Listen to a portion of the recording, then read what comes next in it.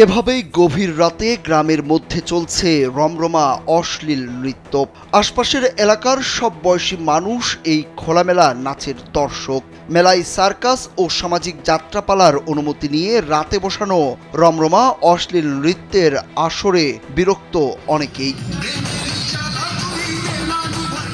দিনের বেলা সবকিছু বন্ধ থাকলেও রাত হওয়ার সঙ্গে সঙ্গে শুরু হয় অশ্লীল নৃত্যের আয়োজন।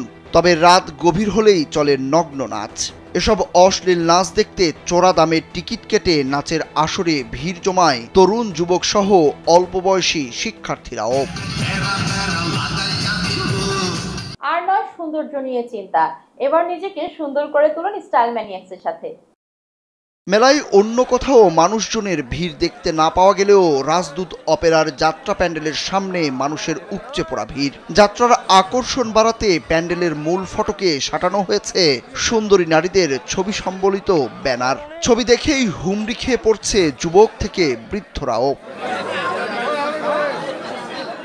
অশ্লীল নাচের প্রথম ক্লাস 1200, দ্বিতীয় ক্লাস 800 এবং তৃতীয় ক্লাসে 500 টাকার টিকিট কেটে যাত্রা প্যান্ডেলে প্রবেশ করছে বিভিন্ন বয়সী মানুষ। রাত 11টায় শুরু হয় যাত্রাপালার নামে অসামাজিক নাচ। হিন্দি গানের তালে তালে অশ্লীল অঙ্গভঙ্গি করে মঞ্চ মাতাতে শুরু করে একদল সুন্দরী রমণী। এতেই খুশি হয়ে তাদের গায়ের ওপর কারি কারি টাকা ছিটায় দর্শকরা। এতে ক্ষতিকর প্রভাব পড়েছে উঠতি বয়সী তরুণদের মাঝে। অসামাজিক নাচ গান দেখার টাকা জোগাড় করতে তারা জড়িয়ে পড়ছে নানা ধরনের অপরাধে।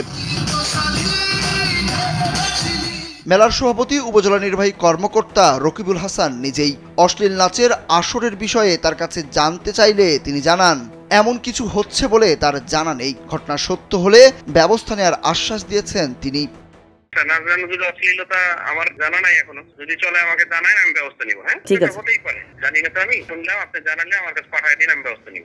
ঠাকুরগাঁয়ের রানীশঙ্কল উপজেলার কাতিহার নেকমরদ সড়কের পাশে আবাদি জমিতে ঐতিহাসিক নেকমরদ ওরস মেলার আয়োজন করা হয়েছে। নেকমরদ ওরস মেলা এবারও জড়িয়েছে বিতর্কে। বিভিন্ন ফসল চাষাবাদ হয় এমন জমিতে এবার আবাদ বন্ধ রেখে মালিকদের সঙ্গে কথিত চুক্তি করে এ মেলা বসিয়েছে আয়োজকরা। মেলা প্রাঙ্গণে গড়ে তোলা হয়েছে 2 শতাধিক দোকানপাট। বিভিন্ন প্যান্ডেলে চলছে মৃত্যু ঝুঁকি মোটরসাইকেল ও কার খেলা।